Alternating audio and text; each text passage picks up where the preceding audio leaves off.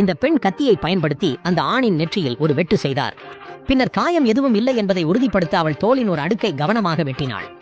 அவள் புத்தகத்தில் உள்ள வழிமுறைகளை பின்பற்றினாள்.